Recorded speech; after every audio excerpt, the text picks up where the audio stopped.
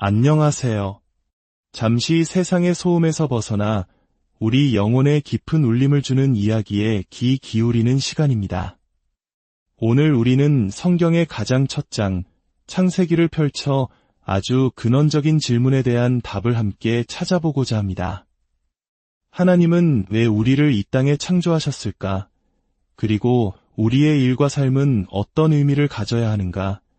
이 질문에 대한 놀라운 통찰을 발견하는 여정이 될 것입니다. 이 귀한 나눔이 더 많은 분들에게 닿아 그들의 삶에도 하나님의 은혜와 목적이 선명해질 수 있도록 구독과 좋아요로 저희의 여정에 동행해 주시길 부탁드립니다. 여러분의 작은 손길이 누군가에게는 큰 위로와 빛이 될 수 있습니다. 여러분의 삶에 하나님의 평안과 축복이 가득하기를 기도하며 오늘 이야기를 시작하겠습니다. 제가 아프리카 잠비아의 수도인 루사카에서 아프리카 기독교 대학 설립을 돕기 위해 약 7년간 머물렀던 적이 있습니다. 그곳에서의 경험은 저에게 성경의 가르침이 얼마나 실제적이고 삶에 깊이 뿌리내려야 하는지를 깨닫게 해주었습니다. 특별히 기억에 남는 한 가지 일화가 있습니다. 잠비아에 도착한 지 1년쯤 되었을 때 저희 가족은 개 한 마리를 키우게 되었습니다. 그 개의 품종은 부르불이었는데 이 개는 사자를 사냥하기 위해 개량된 남아프리카의 아주 크고 용맹한 견종입니다.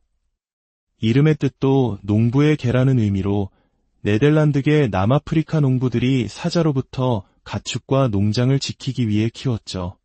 겉보기에는 무섭지만 실제로는 가족을 보호하는 충성심이 매우 강하고 아이들과도 잘 어울리는 훌륭한 개입니다.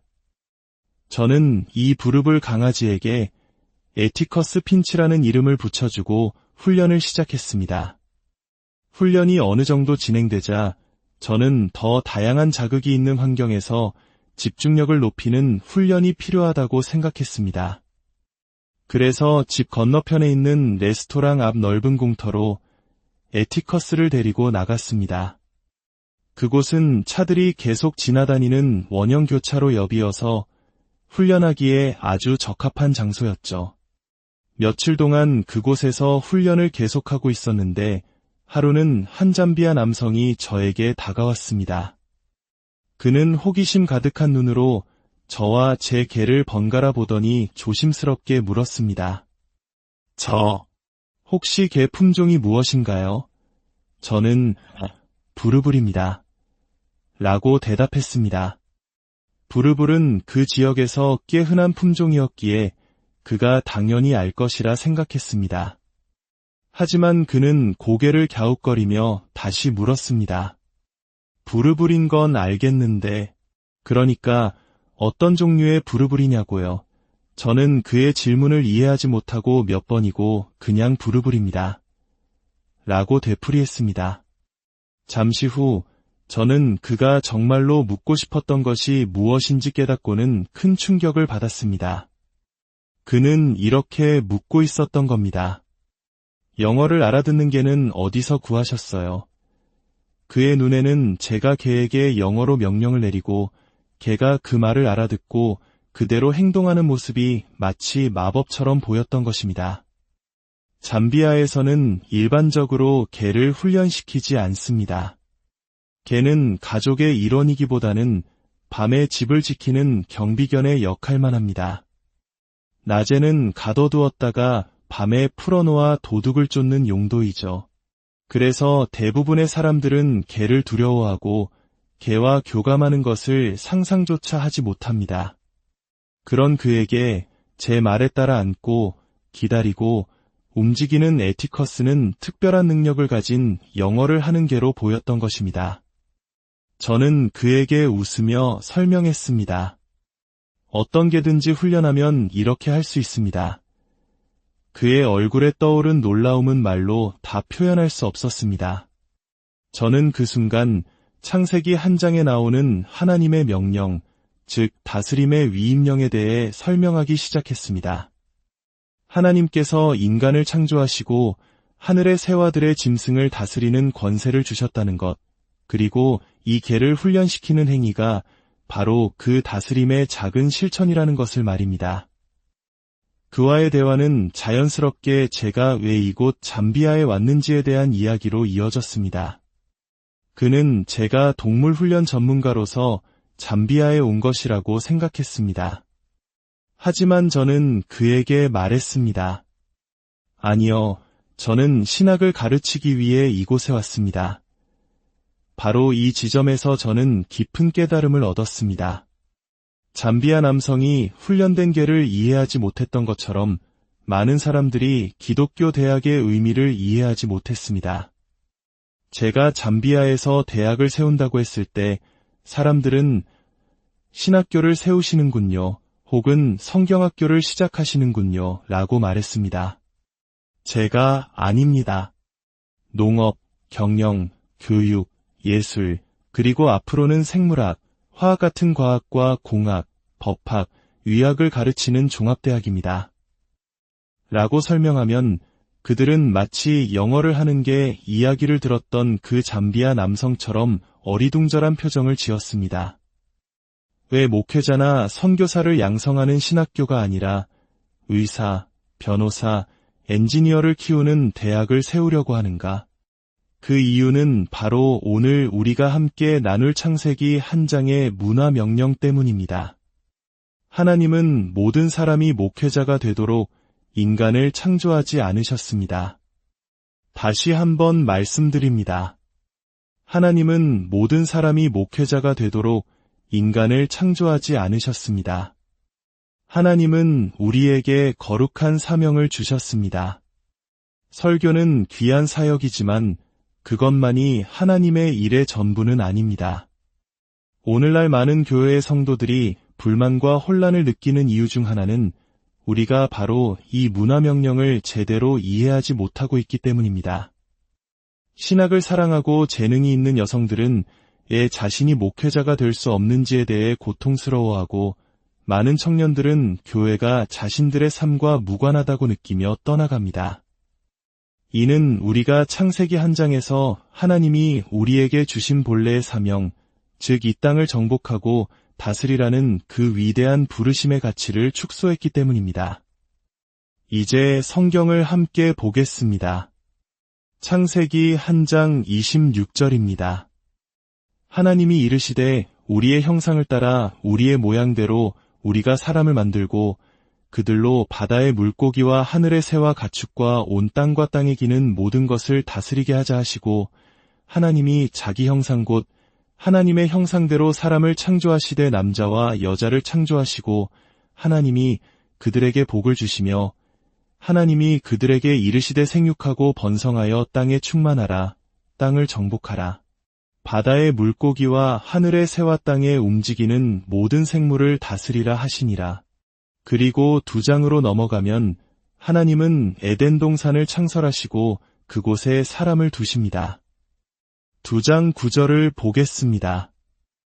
여호와 하나님이 그 땅에서 보기에 아름답고 먹기에 좋은 나무가 나게 하시니 동산 가운데에는 생명나무와 선악을 알게 하는 나무도 있더라. 이 말씀들은 지난 7년간 아프리카에서의 경험을 통해 저에게 완전히 새로운 깊이로 다가왔습니다. 저는 제가 태어나고 자란 문화가 얼마나 성경적 세계관, 특히 일에 대한 관점에 의해 깊은 영향을 받았는지 깨닫지 못하고 살았습니다. 많은 사람들이 프로테스탄트 직업 윤리라고 부르는 그 정신이 사회 전반에 얼마나 큰 영향을 미쳤는지 말입니다. 몇 해 전 제가 급성 신부전으로 쓰러졌을 때 이 사실을 뼈저리게 느꼈습니다. 만약 제가 아프리카에 계속 있었다면 제 생명을 구하지 못했을지도 모릅니다. 하지만 하나님의 은혜로 저는 이곳 수많은 사람들이 하나님의 부르심 안에서 의학기술을 발전시키는데 헌신해온 곳으로 돌아와 치료를 받을 수 있었습니다. 그들의 일이 제 생명을 구한 것입니다. 그렇습니다. 아프리카에는 복음을 전하는 설교자가 필요합니다. 하지만 동시에 생명을 살리는 훌륭한 의사도 절실히 필요합니다. 그것이 바로 문화명령에 대한 우리의 소명입니다. 목회자로 부름받지 않은 여러분, 잘 들으십시오. 여러분은 결코 덜 중요한 존재가 아닙니다. 덜 신실한 그리스도인이 아닙니다.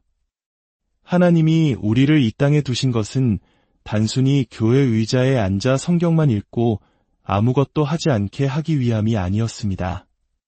하나님은 우리가 이 문화 명령을 수행하며 세상에 영향을 미치고 세상을 빚어가고 세상을 변화시키기를 의도하셨습니다.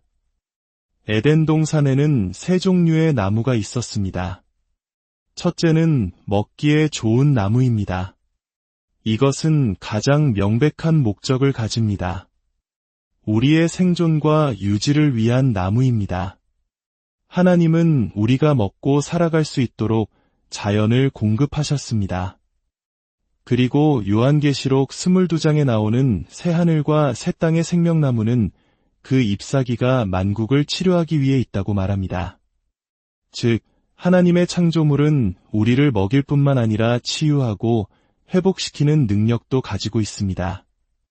그리고 이 자원들을 경작하고 발전시켜 인류를 지속시키는 것, 그것이 우리에게 주어진 임무의 일부입니다. 둘째는 보기에 아름다운 나무입니다. 하나님은 우리를 단지 먹고 살기 위해 창조하지 않으셨습니다. 그분은 우리 주변에 아름다움을 두셨고 우리가 그것을 누리기를 원하셨습니다. 창세기 2장에는 금과 호마노 같은 보석에 대한 언급도 나옵니다. 그것들은 먹을 수 없습니다. 하나님이 그것들을 두신 이유는 우리가 그것들을 사용하여 영광스럽고 아름다운 것들을 창조하도록 하기 위함입니다. 출애굽기를 보면 하나님께서는 브살렐과 오홀리압 같은 장인들을 지명하시고 그들에게 하나님의 영을 부어 지혜와 기술과 지식을 충만하게 하십니다. 그 목적은 성막과 제사장의 옷을 영화롭고 아름답게 만들기 위함이었습니다. 제사장이 하나님의 백성을 섬기는 일이 중요했던 것처럼 아름다운 옷과 성막을 만드는 장인의 일 또한 하나님의 영이 함께하는 거룩한 사역이었습니다. 예술가, 건축가, 디자이너, 음악가, 이 모든 이들은 하나님의 창조 사역을 본받아 세상에 아름다움을 더하는 소명을 받았습니다. 셋째는 생명나무와 선악을 알게 하는 나무입니다. 이 나무들은 우리에게 가장 중요한 원칙을 가르쳐줍니다. 우리의 모든 일, 즉 생존을 위한 노동과 아름다움을 창조하는 노동이 모두 창조주이신 하나님의 유로운 법 아래에서 이루어져야 한다는 것입니다. 우리의 일은 우리를 살게 하고 세상에 아름다움을 더합니다. 하지만 그 모든 일은 하나님의 질서 안에서 다스려져야 합니다. 그러나 아담이 하나님의 법을 어기고 금지된 나무의 열매를 먹었을 때 죄가 세상에 들어왔습니다. 그 결과 땅이 저주를 받아 우리의 일은 고통스럽고 힘겨운 것이 되었습니다. 창세기 3장은 땅이 우리에게 가시덤불과 엉겅퀴를 낼 것이며 우리가 얼굴의 땀을 흘려야만 먹을 것을 얻을 것이라고 말합니다. 일 자체가 저주가 된 것이 아니라 일의 과정이 고통스러워진 것입니다. 그렇다면 이제 희망은 없는 것일까요? 아닙니다. 희망이 있습니다. 왜냐하면 우리에게는 또 다른 나무가 있기 때문입니다. 에덴의 첫 나무들에서 시작된 죄의 이야기는 인류의 구원자이신 예수 그리스도께서 달리신 십자가라는 중간의 나무를 통해 전환점을 맞이합니다. 그분은 우리의 죄값을 치르기 위해 그 나무 위에서 자신의 생명을 내어주셨습니다.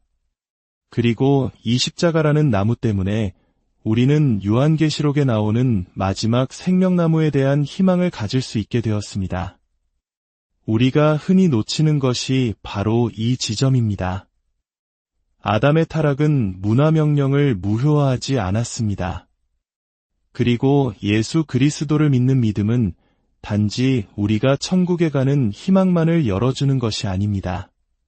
그리스도 안에서 새로운 피조물이 된다는 것은 우리가 이 문화 명령을 바라보는 관점 자체를 변화시켜야 함을 의미합니다. 마태복음 28장의 지상 대위임령을 보십시오. 예수님은 그러므로 너희는 가서 모든 민족을 제자로 삼아 내가 너희에게 분부한 모든 것을 가르쳐 지키게 하라고 말씀하셨습니다. 여기서 모든 것에는 단순히 복음을 전하는 것뿐만 아니라 창세기에서부터 주어진 다스리고 경작하라는 문화 명령 또한 포함됩니다. 우리의 사명은 사람들을 천국으로 인도하는 것에서 그치는 것이 아니라 그들이 삶의 모든 영역에서 주 예수 그리스도를 섬기고 순종하도록 가르치는 것입니다. 많은 한국의 기독교인들은 한강의 기적이라 불리는 놀라운 경제 성장의 시기를 기억하실 겁니다. 전쟁의 폐허 위에서 세계가 놀라는 발전을 이룩했습니다. 그 시절 새벽을 깨우며 공장으로 일터로 향했던 수많은 우리 부모님 세대에게 노동은 단순히 돈을 버는 행위가 아니었습니다. 그것은 하나님이 주신 소명이자 가정을 지키고 나라를 세우는 거룩한 일이었습니다. 바로 이것이 문화명령이 한민족의 역사 속에서 구현된 생생한 예입니다. 이제 우리는 그 정신을 회복해야 합니다. 하나님은 여러분 각자에게 그분의 동산 한 모퉁이를 맡기셨습니다. 그곳이 여러분의 가정이든 직장이든 학교이든 혹은 예술활동의 영역이든 말입니다. 그리고 하나님은 여러분에게 말씀하십니다. 내가 있는 바로 그곳을 어제보다 오늘 더 에덴 동산처럼 아름답게 가꾸어라. 자녀를 양육하는 어머니 여러분, 주님의 교훈과 훈계로 아이들을 키우는 그 자리를 결코 가볍게 여기지 마십시오. 여러분은 하나님의 동산에서 가장 귀한 나무를 심고 가꾸는 위대한 소명을 감당하고 있는 것입니다. 여러분의 자녀들이 장차 어느 동산 모퉁이에 서게 되든지 그들 역시 자신의 자리를 하나님의 영광을 위해 아름답게 가꾸는 법을 배우게 하십시오. 직장에서 탁월함으로 일하십시오. 여러분이 만드는 제품, 여러분이 제공하는 서비스, 여러분이 작성하는 보고서 하나하나가 하나님의 영으로 충만한 장인이 만든 성막의 조각품처럼 정교하고 아름답게 하십시오. 세상 사람들이 우리의 신앙을 비난할지라도 저 그리스도인들은 자신들이 섬기는 신을 위해 진리와 아름다움과 선함을 추구하며 자신이 맡은 일을 해내는 기쁨과 만족감만큼은 인정할 수밖에 없다고 말하게 하십시오. 제가 잠비아에서 만났던 그 남성과의 대화는 결국 창조의 첫 나무들과 구원의 십자가 나무, 그리고 완성될 새하늘과 새 땅의 생명나무에 대한 이야기로 이어졌습니다. 창조의 명령과 지상 대위임령은 분리될 수 없습니다. 하나님이 우리를 새로운 피조물로 만드시는 것처럼 이 타락한 세상 또한 새로운 창조물로 회복될 것입니다. 왜냐하면 이 세상은 하나님께 중요하기 때문입니다. 그러므로 여러분이 맡은 이 창조 세계의 한 모퉁이를 그것이 하나님께 지극히 중요하다는 믿음으로 대하십시오. 왜냐하면 그것은 정말로 중요하기 때문입니다. 함께 기도하겠습니다. 위대하신 하나님, 우리의 선한 창조주이시며 구원자이신 하나님 아버지, 주님의 손으로 빚어진 피조물로서 겸손히 주님 앞에 엎드립니다. 우리를 주님의 형상대로 그리고 뚜렷한 목적을 가지고 창조하셨음을 고백합니다. 우리의 영혼뿐만 아니라 우리가 발딛고 사는 이 세상까지도 구원하기 원하시는 주님의 그 크신 계획 앞에 감사를 드립니다. 주님의 구원받은 자녀로서 우리가 의와 거룩함을 추구할 뿐만 아니라 진리와 아름다움과 선함을 우리의 삶의 모든 영역에서 추구하게 하옵소서. 우리가 맡은 동산의 작은 모퉁이를 가꾸는 일을 통해 주님께 영광 돌리게 하시고 우리의 모든 일이 주님을 향한 예배가 되게 하옵소서. 이 모든 것을 회복시키시고 새롭게 하실 그날을 간절한 기대로 소망하며 우리 주 예수 그리스도의 이름으로 기도드립니다.